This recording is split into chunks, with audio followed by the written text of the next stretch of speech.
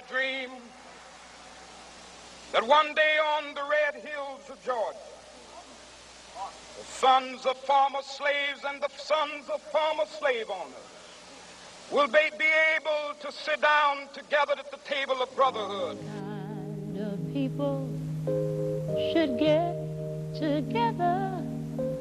With small kind of people should get together and talk to each other. All kind of people should reach out and help one another. Old kind of people should try to listen, and young kind of people, they too have to listen and talk for each other. All kind of people should reach out and help one another. Reach out and touch somebody's hand. Make this world a better place if we can, by just reaching out and touch somebody's hand. We can make this world a better place. I know that we can if we just try. If you see an old friend on the street and is down, just remember his shoes can fit your feet. Try just a little kindness and you'll see it's something that comes so naturally.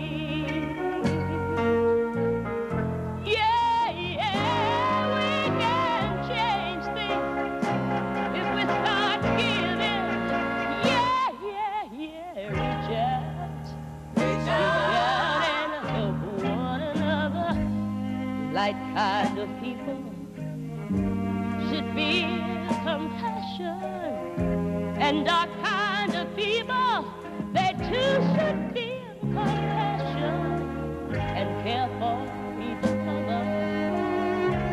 All kind of people should reach out and help one another. Reach out and touch, try touching somebody's hand. Make this world a better place by just reaching out and helping one another. Reach out and touch somebody's hand. Make this world a better place by just reaching out and helping one another. Reach out and touch somebody's hand. Lord, make this world a better place by just reaching out and helping one another. Good afternoon. I'm Joan Walls with the City of Champaign, and I'm absolutely delighted to see all of you here today as we pay tribute, celebrate, and honor the legacy of a remarkable man, the Reverend Dr. Martin Luther King, Jr.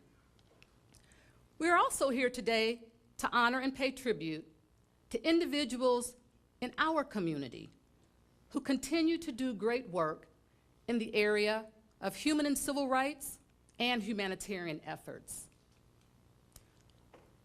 But before I continue, I would be remiss if I did not ask all of you to join with me in a moment of silence for the thousands and thousands of residents and victims of Haiti.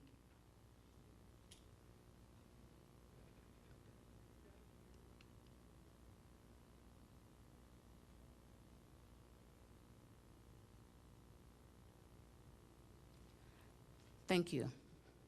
Our hearts and prayers continue to go out to each and every one of those individuals. On behalf of the cities of Champaign, Urbana, the Champaign County Board, and the University of Illinois, we thank you for coming to the 9th annual Reverend Dr. Martin Luther King Jr. Countywide celebration. This year's theme is Embracing Brotherhood, Rising Above Personal Confines. Dr. King once said, "An individual has not started living until he can rise above the narrow confines of his individualistic concerns to the broader concerns of all humanity." And so today, as you sit back and you relax and you enjoy this wonderful program, I ask you to answer the question, is there anything in your life that's confining you from being able to contribute and address the concerns of not only our community, but the broader humanity? Ladies and gentlemen, I welcome you.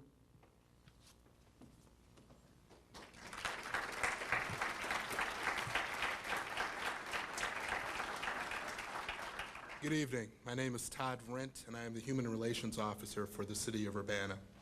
I will be introducing this evening's MC.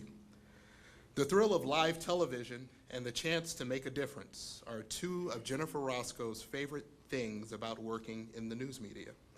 I love the adrenaline rush of a breaking news story and can't imagine sitting behind a desk every day doing the same thing. This job is exciting because there's always a different story to cover. Jennifer currently anchors Channel 3 News at 5, 6, and 10. Jennifer first came to WCIA as an intern while attending the University of Illinois.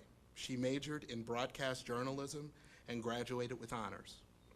Since 1993, Jennifer has covered hundreds of stories, from raging fires to county fairs to everything in between. One recent feature assignment took her to Hollywood for a behind-the-scenes look at the popular CBS soap, The Young and the Restless. Not only did Jennifer report on the daytime drama, she ended up in the show as an extra. I think my wife has some questions to ask you. Born and raised in the northwest suburbs of Chicago, Jennifer was active in the choir and drama in high school. One teacher recommended a career in television since she likes people and is very inquisitive. According to Jennifer, "I always want to know what's going on. Some people might call that nosy. I just call it curious." Jennifer and her husband, TJ, have two daughters, Sophia Rose and little Tessa Marie. They have another girl, a black Labrador named Bella. The couple enjoy getting their yard in shape, watching movies, and just hanging out.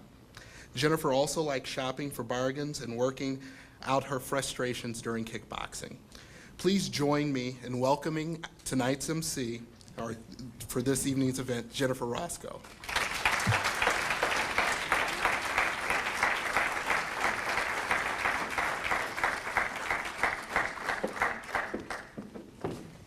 Wow, you all just learned a lot about me, huh? First of all, I wanted to say thank you, Joan, and to everyone who asked me to be here. It really, truly is an honor to be here and celebrate a man who dedicated his life to, as the song said, reaching out and touching one another and helping one another. And I think, as you said, as we think about the people in Haiti, I don't know if you heard, but donation efforts are up to about 75 million at this point. It's absolutely incredible. And this just isn't a celebrity giving $1 million and a business giving $10 million. These are people on their cell phones. These are $10 donations and $5 donations, reaching 75 million. And apparently at this point, that's even greater than what was donated to victims of Hurricane Katrina and tsunami. So really, I think his spirit is definitely living on in what we're seeing. And just really quickly, I told my daughter Tessa, who's 6, that I was going to be here today. And she said, "Oh, we've learned all about Dr. King in school. And we learned about what it was like during his time." And her quote was, "I think that's weird." And I had to write down what she said. She said, "You know, Mom, it's important that people are friends because we're just one big family. God made us different, but gave us all love." So out of the mouths of babes, that's what our kids are learning, and hopefully they keep that in them as they get older because they are our future. So now I would like to get started, and I would like to introduce Rabbi Norman Klein with Sinai Temple. He's going to give us our invocation.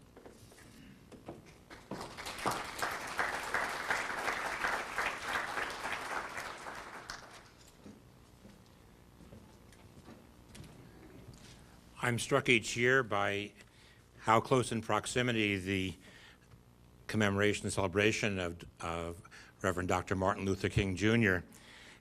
and the reading of the book of Exodus in our tradition are so synchronously associated. Both concern remarkable leaders who had the courage to insist on nothing less than liberty and justice for their oppressed people.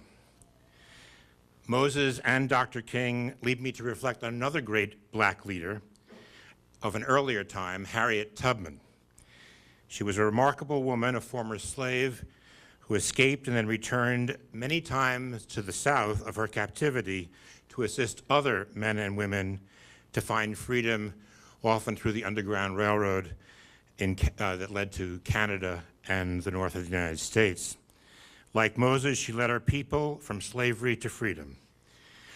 I happened to see a children's book about Harriet Tubman, and I opened it and noticed how, because of her efforts, she had a chance to meet with the President of the United States. And what struck me about this comment in the little children's book was that while Harriet Tubman significantly was mentioned, of course, by name, the President was not. And it led me to think on what lasts and what does not last. Here we had a former slave woman who inspires school children everywhere, whereas whether it was Presidents Franklin, Pierce, or James Buchanan, we know to this day, most of us, very little about them. In the story of the book of Exodus, Moses is pictured as the heroic liberator of his people. It happens in our Haggadah, which we celebrate, we read during the celebration of Passover, that Moses traditionally is not mentioned at all. God is the liberator. But in the book of Exodus, the actions of Moses are writ large, and his antagonist, Pharaoh, is never mentioned by name. To this day, I think archaeologists argue about which Pharaoh it was that under whose persecutions Moses liberated the people of Israel. Isn't it odd that the most powerful potentate of his age is unknown, and the former slave, or leader of former slaves, Moses, has become an inspiration for us all, including Dr. Martin Luther King. Power may be fun, but what lasts through the ages are the principles of justice and compassion, courage, and a willingness to fight for the dignity and freedom of your fellow human being. And in the spirit of the theme of this afternoon, the contrast between individual concerns and the broader concerns of humanity, let this be our blessing, that the liberties we cherish for ourselves, may we wish them for all. Teach us, our God, to be sensible, to see that we cannot be free by ourselves alone, for our lives are part of the greater life, the life of humanity, each of whom, each individual that makes up humanity, was formed to be free. Amen. And welcome.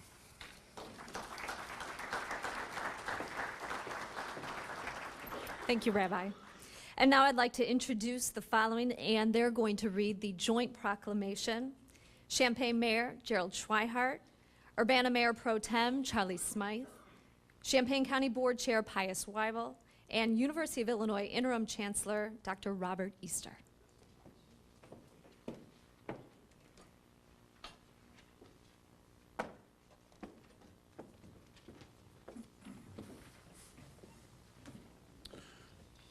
It's my pleasure to join in the reading of a joint proclamation from the City of Champaign, City of Urbana, University of Illinois, and Champaign County.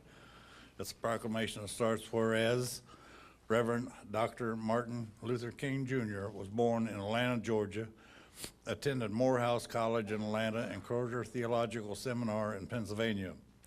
Was a student thereafter at Boston University, and who, following his studies, became a spiritual leader of his church. Whereas Dr. Martin Luther King Jr., as a spiritual leader, not only of his own congregation, but of millions throughout the world, responded to the philosophy of nonviolence for all mankind, and in recognition of his teachings was awarded the Nobel Peace Prize. And whereas Dr. Martin Luther King Jr. devoted his life to the advancement of civil rights and public service, recognizing that greatness can be achieved through the service of his or her fellow man, and whereas Dr. Martin Luther King Jr. encouraged all Americans to serve their neighbors and work together to unite their communities in his dream of peace and brotherhood.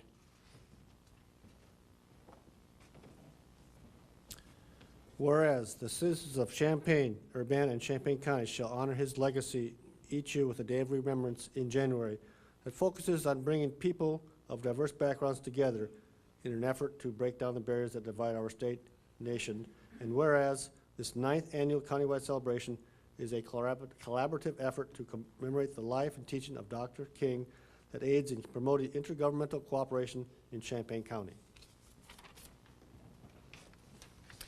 Now therefore we, Gerald Schweihart, Mayor of the City of Champaign, Illinois, C. Pius Weibel, Chair of the Champaign County Board, Robert Easter, Interim Chancellor of the University of Illinois at Urbana-Champaign, and Laurel Lunt-Prussing, Mayor of the City of Urbana, Illinois, do therefore proclaim Friday, January 15th, 2010, as a day in honor of the legacy of Reverend Dr. Martin Luther King, Jr., embracing brotherhood, rising above personal confines. In witness, therefore, we have hereunto set our names to be affixed to this 15th day of January in the year of our Lord, 2010.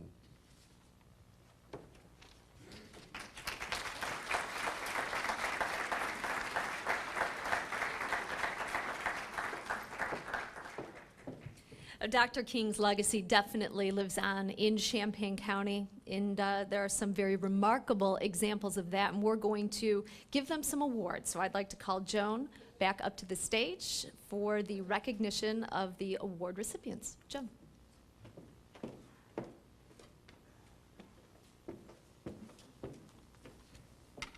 Again, I'm Joan Walls, Deputy City Manager of Community Relations for the City of Champaign.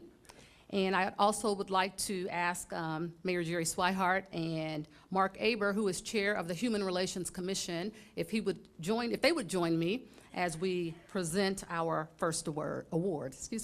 Each year, the City of Champaign Human Relations Commission presents 2 awards, the Drum Major Award and the Susan Freiberg Award. These awards recognize individuals and organizations for their contributions in the areas of human and civil rights and also humanitarian work. Our first award recipient is Superintendent Arthur Culver, who will be presented the Drum Major Award. Well, I'd like to say that I'm truly honored just to be considered for the Martin Luther King Drum Major Award. And now to be selected as the award recipient, I must tell you that I'm elated, overwhelmed, humbled, very appreciative to be the recipient of this award. I want you to understand that I know that this award was not granted to me because of any particular special skills or talents or abilities that I have. It's truly because I've been blessed to be chosen to do some great work by God. And it's because of His ability and my availability that I am the recipient of the Martin Luther King Drum Major Award.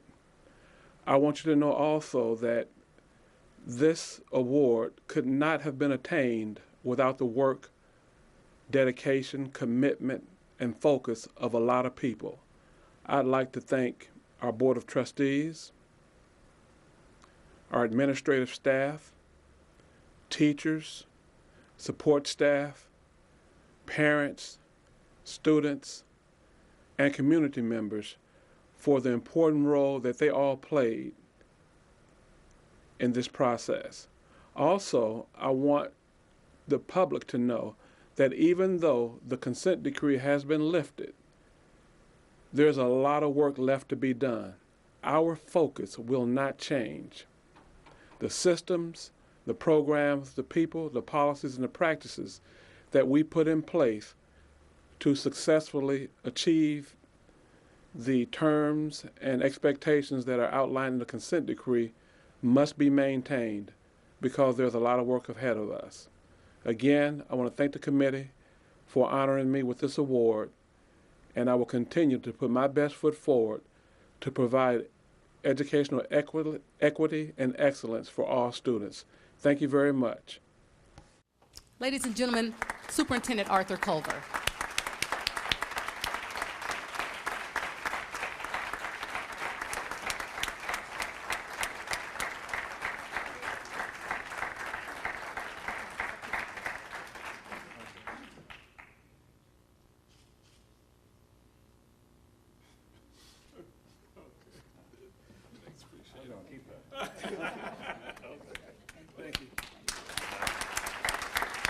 No.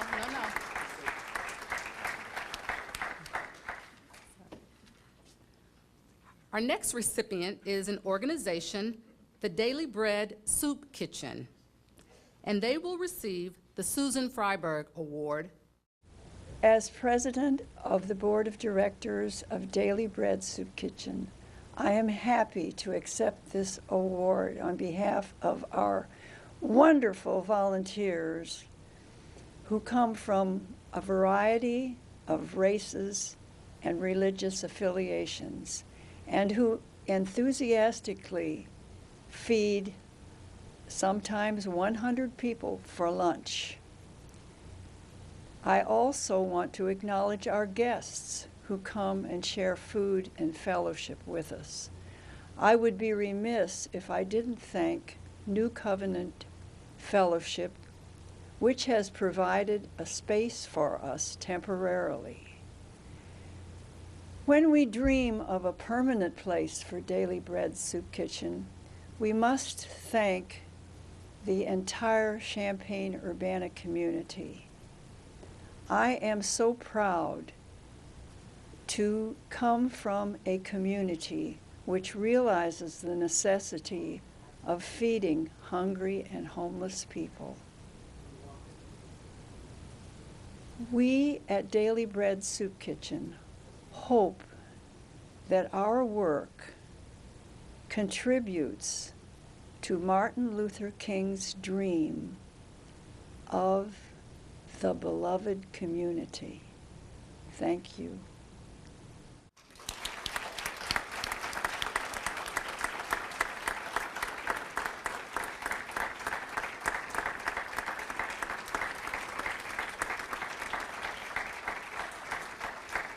If there are also volunteers from the Daily Soup Kitchen that are in the audience, if you would please stand per Mrs. McDowell's request, we would appreciate it. Please stand.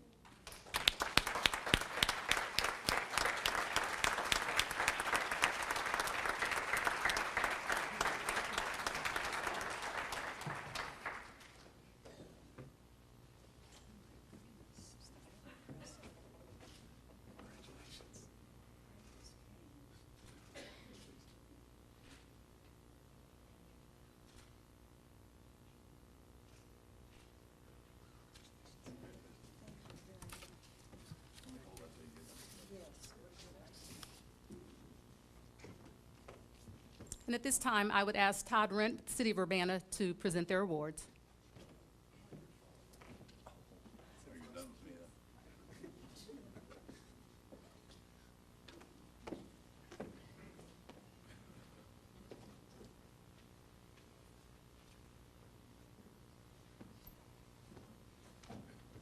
Hello again.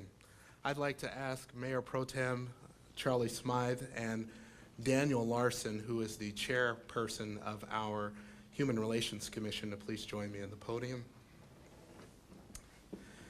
This year, the Urbana Human Relations Commission and the City of Urbana have the opportunity to give an award to someone who contributed directly to the City of Urbana's Human Relations Commission by serving as a member, as vice chair, and as chair for many years.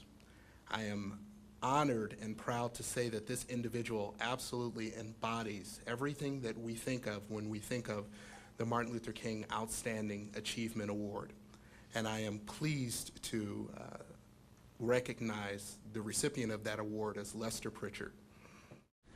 Good afternoon. I'm Barbara Pritchard, and I'm here to accept this award for my husband, Lester Pritchard. Lester was much like Dr. King, and he had a passion for people and being sure that people were treated justly and fairly and could reach their potential in their life. His major passions were formed when he spent 16 years on the Human Relations Commission here in Urbana, seeking justice for those that brought issues before the commission. He also worked tirelessly for the civil rights of people with disabilities in Illinois, in Urbana, and across the country. Thirdly, Lester had a passion to see that people were given fair and proper treatment in healthcare. He often looked to the words of Dr. King from letters and speeches that Dr. King had published, and Lester was able to find inspiration in those words, giving him ideas of how to do grassroots organizing to accomplish whatever goal Lester set, or to give Lester particular motivation to carry on the work he was trying to do.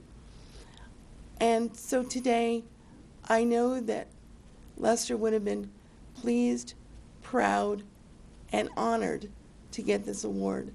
And with those same emotions, I accept for him and would ask that in memory of Lester and Dr. King, that you all carry that same sense of social justice forward in the work you do in your community, your life, or our state. Thank you. Barbara Pritchard.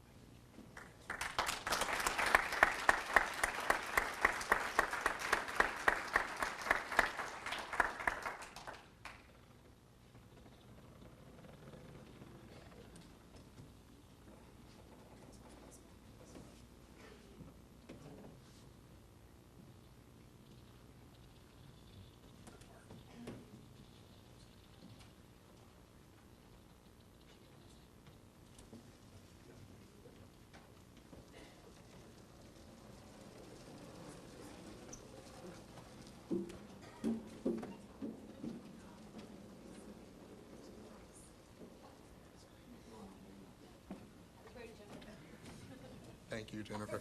Got your back. Now I'd like to bring Pius Weibel from the Champaign County Board.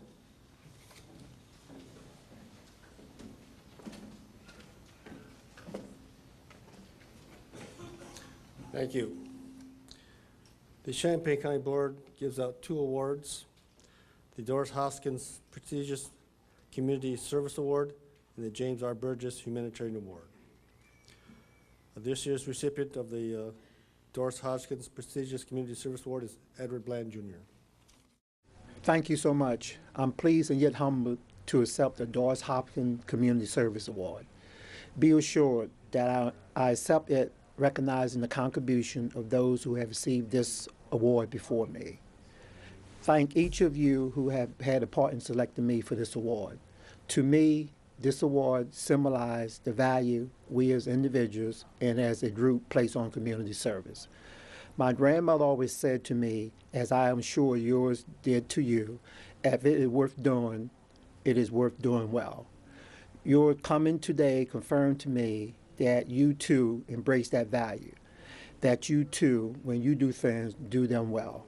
Publicly, I want to recognize the Housing Authority of Champaign County Board of Commissioners for their leadership and confidence in me.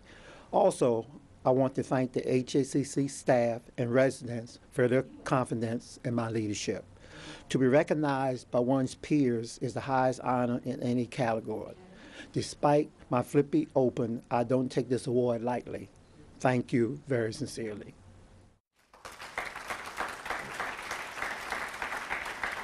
Unfortunately, Mr. Bland cannot make it here tonight. He's out of town. The next award is the James R. Burgess Award, and Joan Miller. I'm shocked, I'm amazed, I'm honored to have been chosen to receive the James Burgess Award for the advancement of civil rights, and I'm very grateful to Barb Wysocki who nominated me. It's been exciting to be part of the League of Women Voters court watching program since 1995. I'll always remember Lois Brodsky, who was in charge of the program and introduced me to court watching. Lois died shortly after I began court watching, and I've done my best to continue the program that she started. This program is an achievement of so many people: Louise Allen and Dorothy O'Neill from the League, Steve Beckett from the College of Law, who requires students in his trial advocacy class to spend time watching proceedings at the Champaign County Courthouse, Tina Gonzalez, who, when she became president of our local league, worked with Steve to make the program one in which we listened more closely to what the law students were telling us about their observations. My thanks go to the board and members of the League of Women Voters of Champaign County, who have always been supportive and have made me feel as if my efforts were important.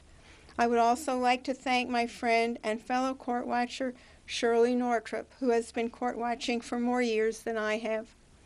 And of course, neither the law students nor league members could have been a presence in the courthouse without the encouragement of the courthouse staff, the judges, the deputies, the court administrator, and everyone else at the courthouse. This is a huge honor for me and for the League of Women Voters, and I thank you so much. Since this is truly a collaborative effort, I'd like to ask Joan Miller to come up, Carol Reitz from the League of Women Voters, and also two students from the Trial Advocacy Program at the Uvi College of Law, A.B. Hunter and Jason Patterson.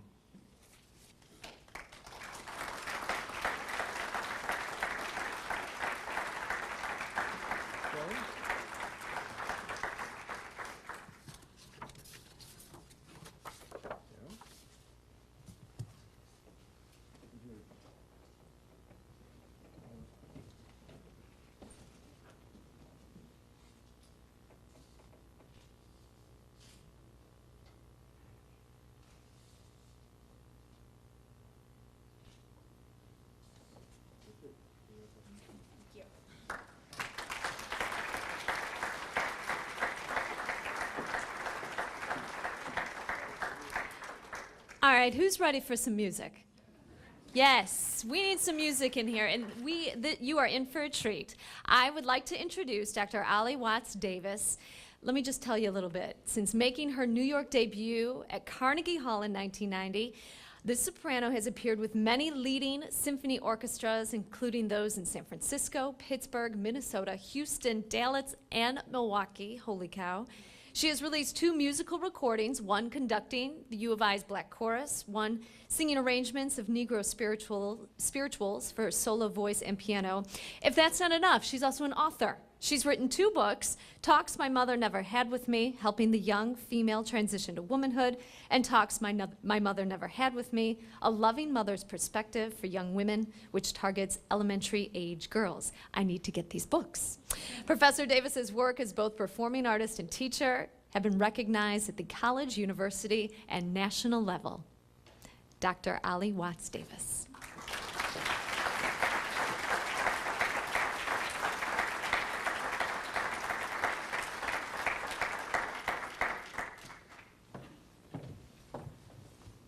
Hello. Thank you for that generous introduction. And I too want to thank those responsible for my being here on this program. I am truly honored. I also want to recognize our community service leader, Mr. Willie T. Somerville, who will accompany me on today. We've prepared an Overcome medley as well as a signature piece in honor of Dr. King, and I want to defer to Mr. Banks if we're out of time, if I should select one or the other, or if I should do both. Okay, he says do both. If you're still smiling, I'll sing the second. If not, I'll take my seat. Okay, thank you again for having us.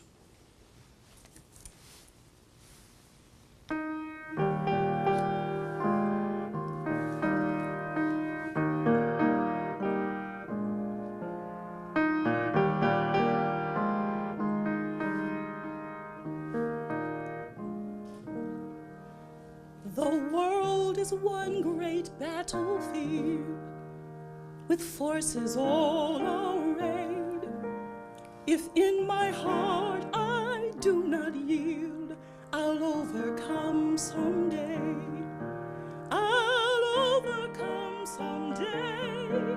I'll overcome someday.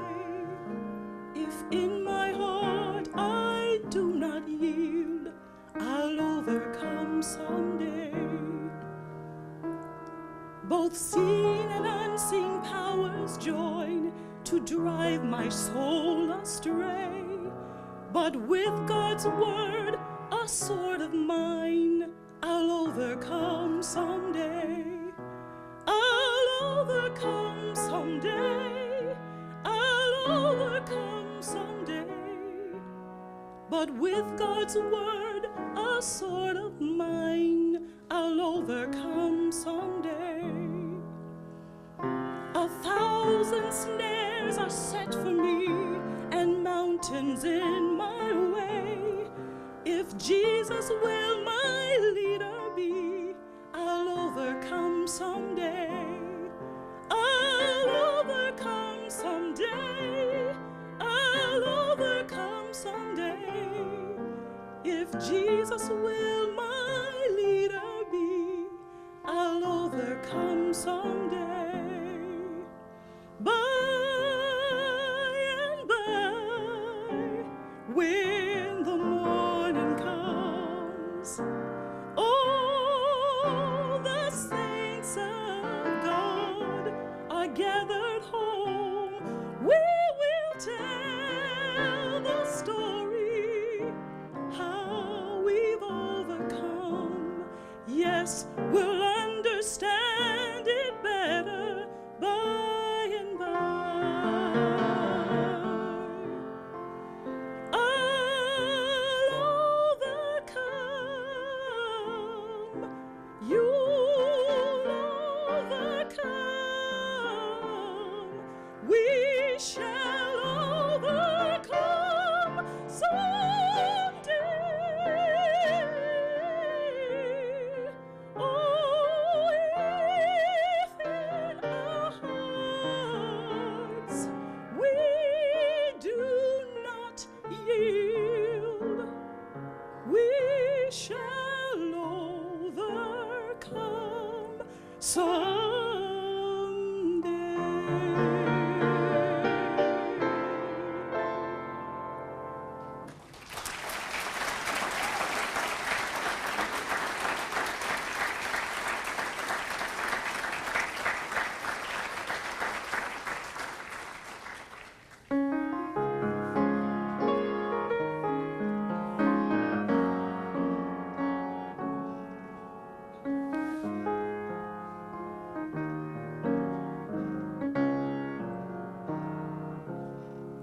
If I can help somebody as I pass along, if I can cheer somebody with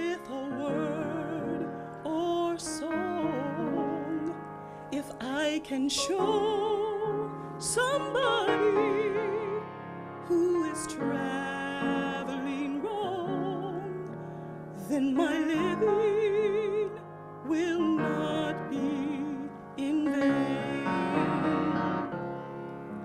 If I can do my duty as a Christian ought, if I can bring back beauty to this world abroad, if I can spread love's message that the Master taught, then my living will not be in vain. Then my living shall not be in vain. My living shall not be in vain. If I can help somebody as I pass along, then my living shall not be in vain. Then my living shall not be in vain. My living shall not be in vain. If I can help somebody as I pass along, then my living shall not be in vain.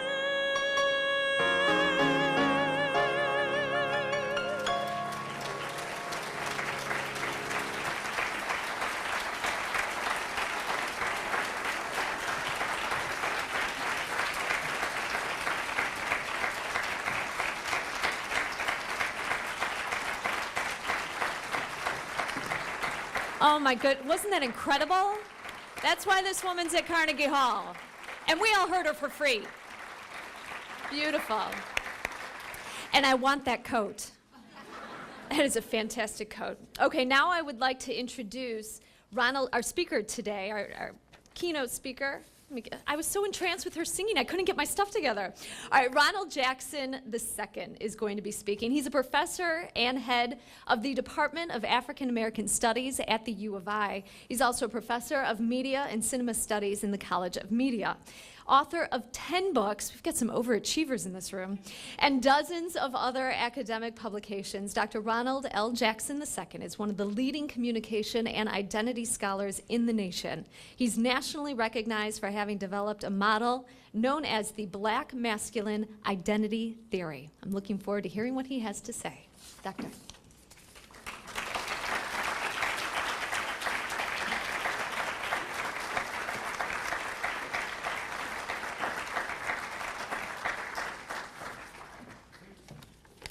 Good afternoon, everyone.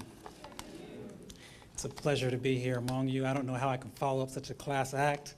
Dr. Davis is just a phenomenal performer. Another round of applause.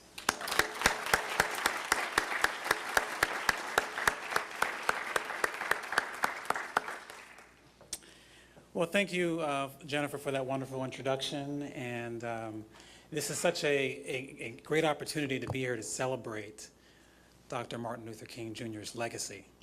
It's a pleasure to be here, and it's also a fitting time, given what our theme is today, embracing brotherhood, rising above narrow confines.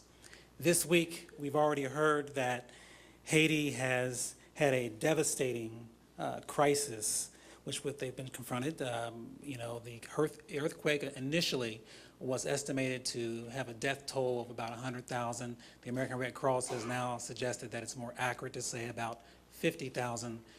The outpouring of support has been amazing, and it just says quite a bit about how we can rise above our own narrow confines, how we can think through how we participate in global community. So it's just an honor to be here during this time. I want to speak a little bit more about Haiti as well. Before I get further into the presentation, I had planned to do a moment of silence for Haiti. That's already been done. I also ask that you keep in mind the Golden family, who just this week has had a tragic loss due to an accident here on I-57. Mr. Golden lost his wife, and he has just woken up from a coma today. I just ask that you keep their family in mind. I think that oftentimes what happens is that we get caught up in the news events, the various crises throughout our communities, and sometimes we can imagine ourselves wanting to do something, to participate. Our media has already suggested to us about Haiti many, many times that Haiti is the poorest country in the Western Hemisphere. We've heard this over and over again. We've also heard the way in which individuals speak of the uses of Haiti, or speak of the history of the Haitian Revolution. And you might even hear people talk a bit about how Haiti has been a site where divine intervention has taken place through this disaster. There's been all kinds of speculation. I want to say that in my neck of the woods, which is academia, sometimes we find ourselves philosophizing. We find ourselves intellectualizing at these times, at these moments, during these crises.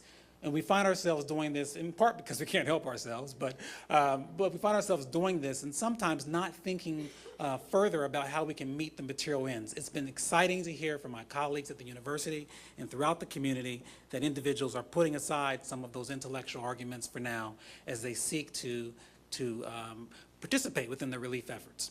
And so that's been a blessing.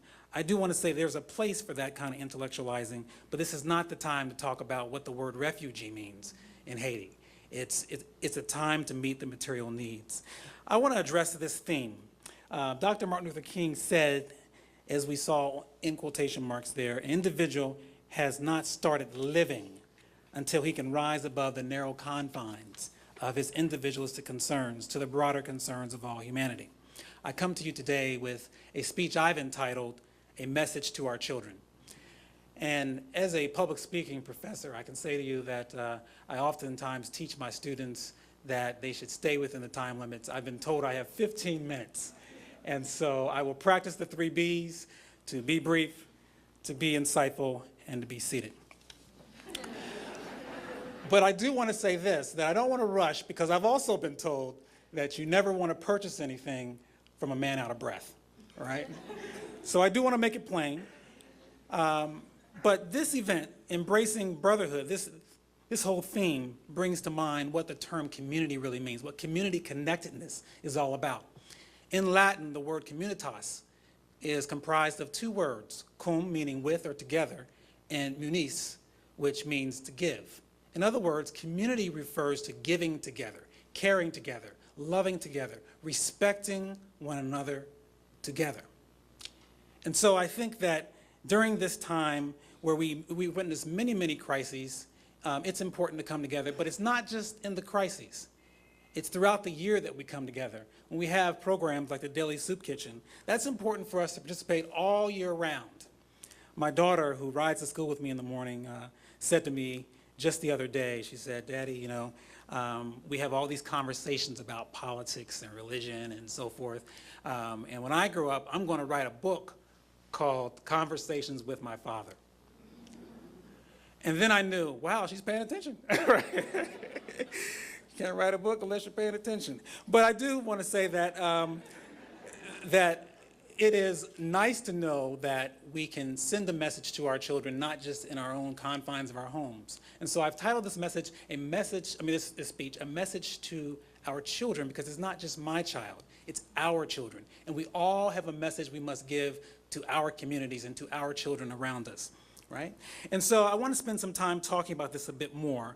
Some of us get kind of hung up on various issues. I think most of you have probably heard about Senator Harry Reid, and you've heard about the comments that he made about Barack Obama in this recent book that's called Game Change. Game Change was just released, and in the book they talk about how they interviewed Senator Reid, and Senator Reid suggested that Barack Obama's bound to win the election because he has the right color and tone. And he went further to explain that he is light-skinned and he does not speak in the Negro dialect. And unless he wants to, is the quote. And so it was interesting because there were many people who were having a field day about this, even after he had apologized, even after Barack Obama had accepted the apology. And we can get hung up on those various issues, and it's because we sometimes forget that we don't always have the language of community. We don't always know how to connect. We are sometimes relying on the old artifacts of yesteryear when individuals were not given their full respect. We're in a different age. And that's why Dr. Martin Luther King Jr.'s legacy is so critical, because it says that 40-some years later, we still are finding ourselves with individuals who are not clear about what it means to have to offer full respect. But it also means that we're still part of the same community. We just have people who grow up on different blocks, different streets, with different values. But we still are part of a larger community. We can get hung up on these things, but it's about how we think through, as Dr. Martin Luther King Jr. would have us to do, think through issues of justice. Some people contextualize justice as something that's about the law. It's not just about the law. As we heard earlier, it's also about social justice. And as Cornel West, a Princeton intellectual and Princeton scholar who has written quite a bit about issues of race in America, suggests, justice is what love looks like in public. And so as we think through justice as it relates to social justice, to equality, to fairness, we can think about the ways in which we come together, we give together as a community, and come to love one another. So we should be seeking that. But as we give our message to our children, I think it's important for us to also remind them that our communities are built on at least 4 pillars. The pillars are hope, love, purpose, and respect. Imagine for a moment hope. Every presidential campaign is based on it. The audacity of hope. Every commencement message is linked to it. Every reality television show is produced around it. And the recently built super tall skyscraper touted as the tallest building in the world, the Abu Dhabi Tower, had hope as its foundation. In fact, there is no civilization, no religion that has ever existed that has been able to ignore or disregard the value of hope. Hope is inextricably tied to humanity. The abandonment of hope is the linchpin of failure. The abandonment of hope is the engine for nihilism, for nothingness, for disconnectedness. And therefore, we must maintain hope. But let's be honest. You can have hope, love, respect, purpose, and none of that means anything without action. And that's why the action within being a part of a community, within giving together, caring for one another, is so very critical. So as we begin to develop our message for our children, we must invite them to participate in action. Because it's so easy to be individuals, right? I mean, we grow up, and at a very early age, when you first learn to speak, you hear your child say, mine, mine, mine, right? And as we get older, we hear adults saying, mine, mine, mine. But we lose the significance of foundational communal values, right? Because we're taught that in the United States of America, that the way you survive, the way that you attain success is by any means necessary. Even if it means that as you think through negative competition, that as long as you win, that's the American way. Some people get that message. That's not the American way, and we know that.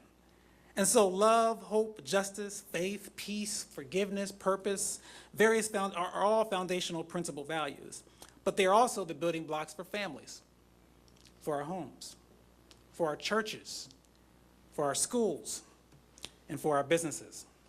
They're unlike market values. See, market values are those values that appeal to a certain market. You know, the ones that we become narcotized by when we look at the various radio stations or television stations, and we listen and we hear all the different kinds of things, the vices related to sex and revenge and drugs and hatred and pain and negative competition. People tune in television every single day to be a part of that.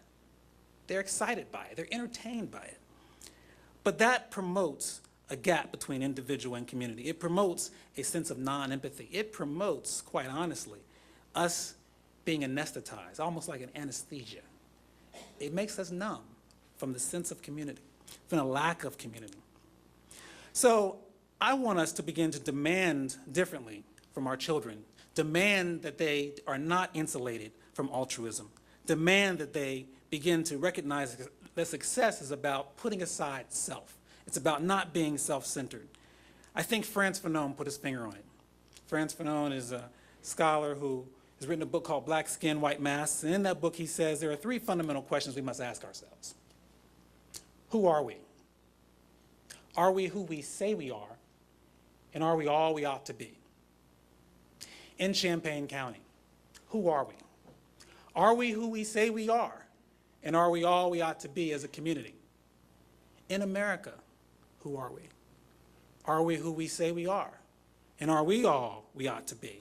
I think it's important for us to ask those questions even of our children, because we can only measure success by the ways in which we maintain our contributions, the ways in which we teach our kids to recognize that the non-market values of love and hope and justice and peace and respect are all the ones that represent the foundation. The pyramids were not built in a day. The dreams of our forefathers and foremothers were not realized in an evening. And our communities, though not new, will not be drastically shifted overnight, but each communal act built on non-market values will add a measure of progress. We stand to gain from public services like the Don Moyer Boys and Girls Club, who after this event today will have their 100 Kids Club event. I recognize that, and I ask you to support it. And he didn't ask me to say that, by the way. I think also local programs like Fresh Start, where they're offering jobs for individuals, helping individuals to get jobs who are ex-convicts. I think that's important. I think we've heard about the soup kitchens. We think that these things are all very critical, and we can imagine how they represent a sense of community, but it's about what we do. It's our actions that must be the evidence. This is my message to our children. What will be yours? What will you tell the next generation? And before you answer that question, I want you to consider a poem by Edgar A. Guest. And I'll conclude with this poem. The poem is entitled, Sermons We See. I'd rather see a sermon than hear one any day. I'd rather one should walk with me than merely tell the way. The eye is a better pupil and more willing than the ear. Fine counsel is confusing, but example's always clear. And the best of all the preachers are the men who live their creeds, for to see good put into action is what everybody needs. When I see a deed of kindness, I'm eager to be kind. When a weaker brother stumbles and a strong man stands behind, just to see if he can help him, then the wish grows strong in me to become as big and thoughtful as I know that I ought to be. And all travelers can witness that the best of guides today is not the one who tells them, but the one who shows the way. Thank you.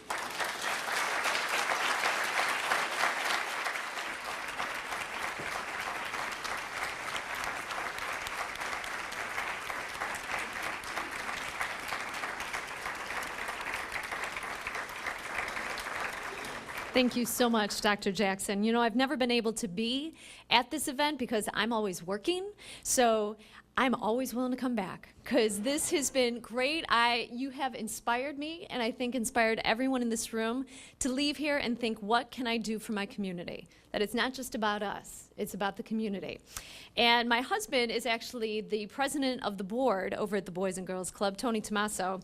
And your first act in what you can do for the community would be to go over to the Boys and Girls Club event. It's real close at the Hawthorne Suites right after this. They would love to see you, and I probably wouldn't be let back in the house unless I said that. So thank you very much for having me, and I hope you had a great time. And now I would like to introduce Nathaniel Banks for the closing remarks.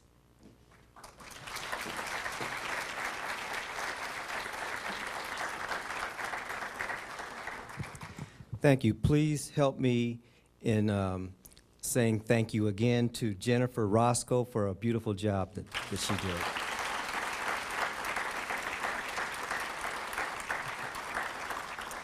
And I'd also like to thank and acknowledge our keynote speaker, Dr. Ronald Jackson II, on behalf of the 2010 Martin Luther King Committee. Thank you for that wonderful speech.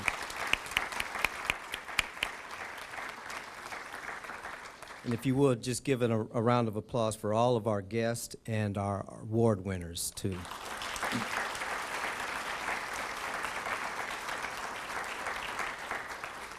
I would also like to thank and recognize our major sponsor, Would you please come forward, Mr. Jim Barham? We have a presentation to make to you. Mr. Barham is our gold sponsor, and we have a plaque to give him. It says, in recognition of your outstanding humanitarian efforts in special, oops. Special doesn't fit. For your contribution to the 2010 Reverend Dr. Martin Luther King Jr. Countywide celebration.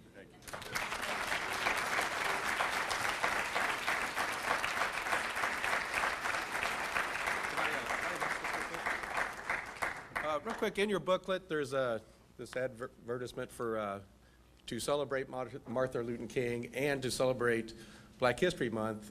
My art gallery, Indigo, is sponsoring Jason Patterson. Jason, would you like to stand up? An amazing local artist who, yes, you see his artwork here, and you'll see the sponsors on the back, and all the money is going to Boys and Girls Club, Jennifer. And through these sponsors, we already raised $3,000 for the Boys and Girls Club, and we hope that you can look to attending and helping. And to who helps put this on is actually Nathaniel Banks right here, Garth Miner, and Joan Walls, and Todd Rent. So I want to thank you very much. Okay. Thank you. We'd also like to recognize our silver sponsors, Parkland College, Carl Foundation Hospital, Busey Bank, and the Champaign-Urbana Mass Transit District. Please give them a round of applause.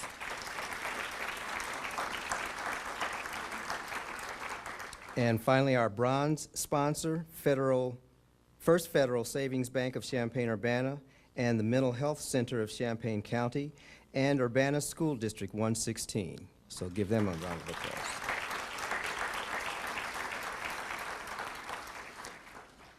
All of our contributors are actually listed in your program booklet, so we'd ask that you look at their names and support them.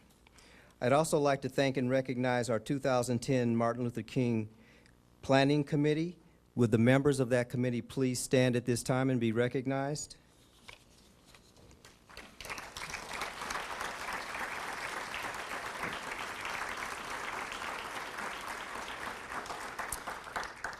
And as we draw toward the end of the program, I'd like to mention that there are numerous activities that are taking place during this next week to commemorate Dr. Martin Luther King. This is the first of many. There's a calendar in your program listing most of those activities. I'd refer you to that calendar. And I'd also like to highlight several that are going to be taking place, especially tomorrow, Saturday the 17th.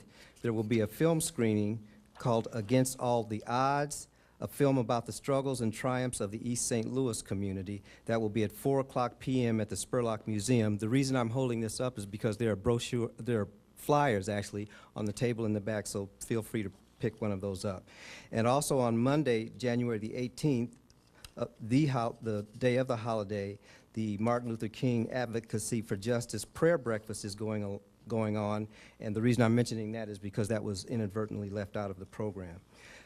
Finally, there will be a reception immediately following this program in the Hawkeye Hoosier Ballroom. That's right in back of the room that we're in now. And so now it's my pleasure to introduce Reverend Larry Lewis, pastor of Bethel AME Church, who will give the benediction. Thank you all for supporting the 2010 Martin Luther King program and attending this wonderful event. Reverend Lewis.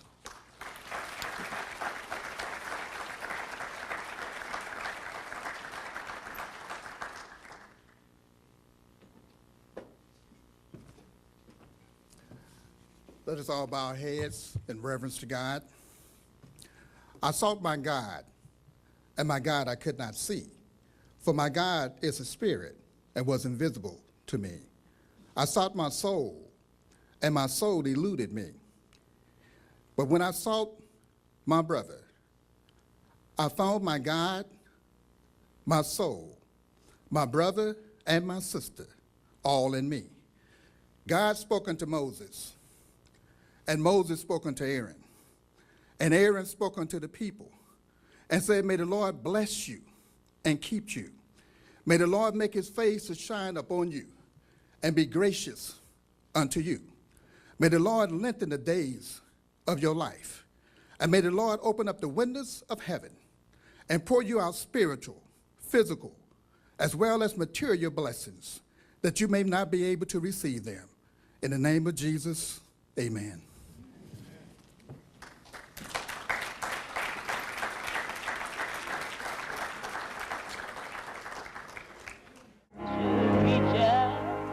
Reach out and help one another. Reach out and touch somebody.